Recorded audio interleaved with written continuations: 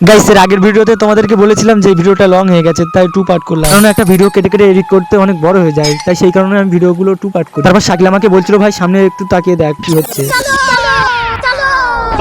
আর তারপর গাইস আমি বাইকে বসে এসে ভাবছিলাম ওরা হয়তো এতক্ষণ বাংলাদেশের বর্ডার পার হয়ে গেছে। তারপর আমার পুলিশরা এসে দেখলাম সাইডে মাইকের আওয়াজ আসছিল, আর এই সাইডে পুলিশরা গাড়ি সাইড দিচ্ছিল, আর আমরা সোজা এই সাইডে চলে আসলাম। আর গাইস আজকের সুন্দর মোমেন্টটা ফিল করছিলাম। আর এই সাইডে আমাদের শামীম বাবু লোকগুলো এনজয় করছিল। তারপর গাইস সামনে কিছু দূর এগোতে স্টেজে বক্তব্য রাখছিল গাড়িগুলো সাইড করে রাখতে। তারপর শওকত মোল্লাকে আমি টের পেলাম। তারপর গাইস এই পুলিশগুলো আমাদেরকে হেভি হেল্প করছিল।